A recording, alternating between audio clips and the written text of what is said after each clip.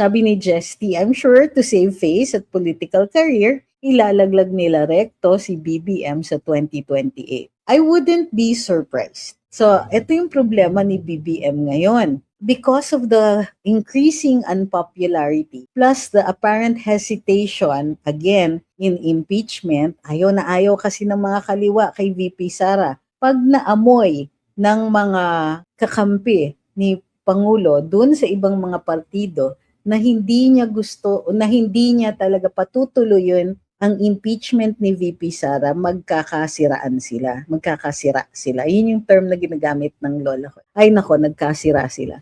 Meaning baka mag-away sila at maghiwalay ng landas. Sabi ni Da, I wonder how BBM feels sa nagyayelong rating niya. Paranoid? Oo. Siyempre, prening.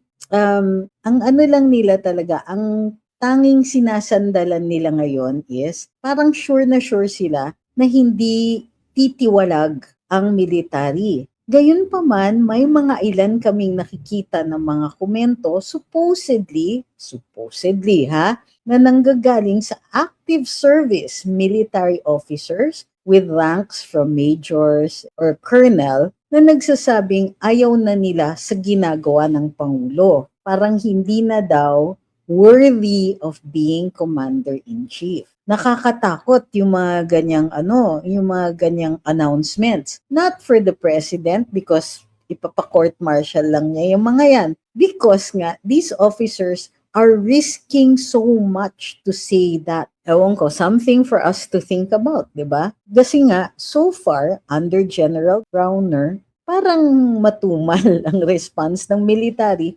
sa kahirapang nararamdaman ng mga tao. Sabi ni Ma'am Janine, grabe si Ate V, ang taas-taas talaga ng tingin sa sarili. Hindi niya naisip na tagapaglingkod sila sa taong bayan. Hindi kasi maganda ang naging picture ng politika mula noon nung kung may pwesto sa gobyerno, kahit sa barangay lang, mga feeling Panginoon na. I remember FPRD sabi niya, trabahador lang sila, si Vilma Santos, kahambog, feeling untouchable. Para sa akin, it was a most unfortunate use of words, no? Baka naman hindi siya ganong nag-isip sa ginagamit na salita. Yung mga tipong, tinitira nyo kami kasi kaming nasa taas. Nasa baba kayo, kaya naiintindihan ko.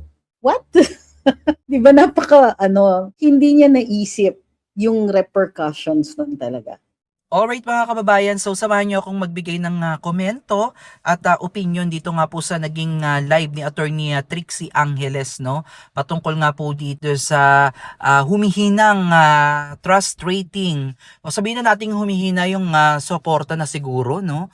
Kay Pangulong Bongbong Marcos dahil nalalapit na po yung pagtatapos ng kanyang termino at alam naman po natin na 2026 na at meron na lang siyang 2 taon no dito sa panunungkulan bilang Pangulo ng bansang Pilipinas. At dito nga po sa tanong ng ilang manonood ay hindi naiwasan na syempre mapag-usapan no yung ganitong bagay na baka yung mga kaibigan ngayon or yung mga kakampi kaalyado ni BBM ay bumaliktad pagdating po ng 2028 o para sa akin baka nga bago mag 2028 baka early ng 2026 or 2027 baka umpisa nang magparamdam yan no dun sa kampo ni VP Sara Duterte na alam naman po natin na talagang napakalakas. Aminin na natin yan sa hindi mga kababayan dahil ang mga Duterte talaga ay malakas pa rin yung hatak sa masa. Kasi titignan na lang natin na kung hindi talaga pinag-uusapan itong pamilya Duterte at kung wala na talaga itong dulot sa ating bansa, bakit sila pa rin ang tinitira ng mga kalaban? So meaning, sila ay meron pa ring malaking impluwensya sa ating bansa and also sa ating mga kababayan dito sa Pilipinas. Maging abroad, no, mga kababayan sa mga OFW ay alam naman natin na mahal talaga nila si PRRD. Majority of the Filipinos ay maka-Duterte pa rin yan. At aminin na natin yan o sa hindi, talagang ayan po talaga ang pulso ng taong bayan. So tahimik lang yung iba dyan at hindi masyadong broadcast dahil nga syempre nailalabas lang naman natin yung ating tunay na damdamin sa araw ng eleksyon, 'di ba? Doon na tayo magkakaalaman at Hindi biro mga kababayan yung 32 million na nakuhang boto ni VP Sara noong 2022, no, mataas pa sa presidente. Imagine niyo yan, no. At hindi biro yan at talagang hindi nagsisinungaling ang numero. So ito naman yung take ko sa mga komento ng mga nanonood kay Attorney Trixie Angeles, no, na posibleng bumaliktad itong mga kaalyado ni Pangulong Bongbong Marcos sa pagdating ng 2028 or early 2028 ay magpakita na yan ng pag-withdraw ng kanilang suporta dito sa administrasyon ni Pangulong Bongbong Marcos, no. Dahil hindi posibleng hindi mangyari yan mga kababayan dahil ito talaga yung laro ng politika.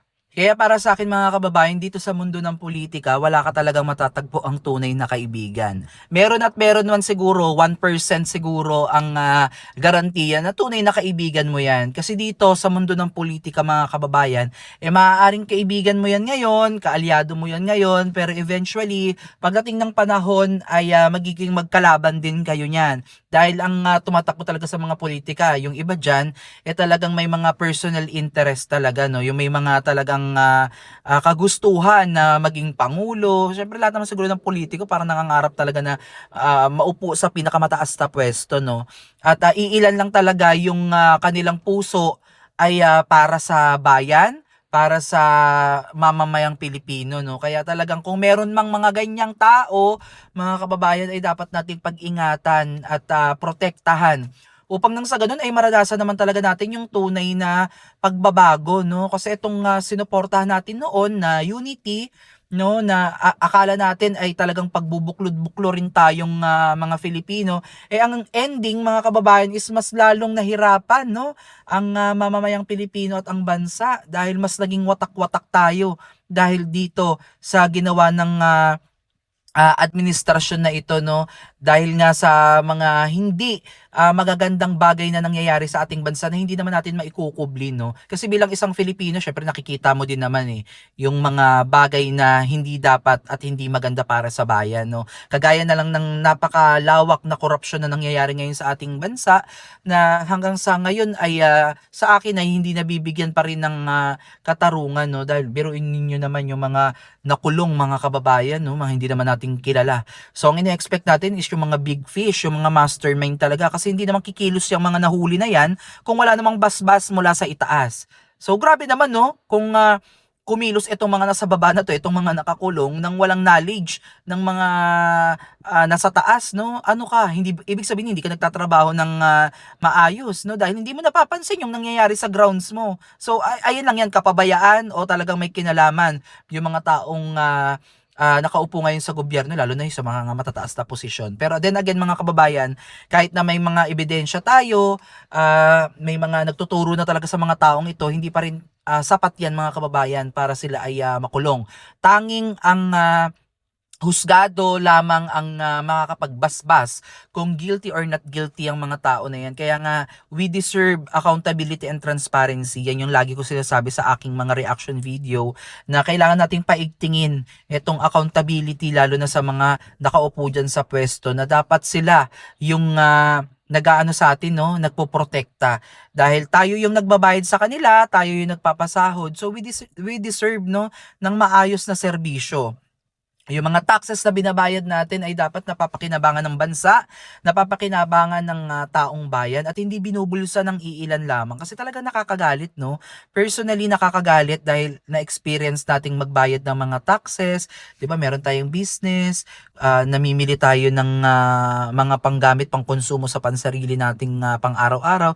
Lahat 'yan, lahat ng kilos natin nagbabayad tayo at meron tayong ambag sa lipunan. May trabaho ka man o hindi, basta ikaw ay gumagastos, talagang lahat tayo may ambag at dapat makialam talaga tayo. Ang kinagagalit lang naman natin mga kababayan, itong mabagal na proseso sa pananagot ng mga totoong may pagkakasala sa pagnanakaw sa kaban ng bayan. Yun lamang At saka yung nangyayari ngayon na nagiging parang personal na yung kanilang labanan, no? Nawawala na yung interest talaga ng tunay na malasakit sa mamamayang Pilipino at sa bansa. Parang wala na, sila na lang nag-away-away, no? Parang sarili na lang nila yung iniisip nila. Kaya yun yung dapat nating wakasan na tunay na reforma sa sistema ng batas, tunay na reforma sa sistema ng gobyerno at sundin natin yung batas, no, yung ating konstitusyon. Sundin natin yan at no one is above the law, mayaman ka man, nasa posisyon ka man, dapat ipakita sa taong bayan na pantay-pantay lahat. So, yun lamang yung aking take dito. At again, ang korupsyon ay walang magandang maidudulot sa ating bansa at dapat talaga yung wakasan na. Itigil na, mas maging matibay yung accountability and transparency sa gobyerno upang nang sa ganon ay tunay na maibalik talaga yung tiwala ng taong bayan sa mga nakaupo ngayon. Again, mga kababayan, maraming salamat. At kung gusto nyo panoodin yung kabuuang live stream ni Attorney Trixie, ay bisitahin niyo po ang kanyang Facebook page para mas maintindihan niyo po yung kabuuang konteksto ng ating naging reaction video. Again, maraming salamat at God bless po sa inyong lahat.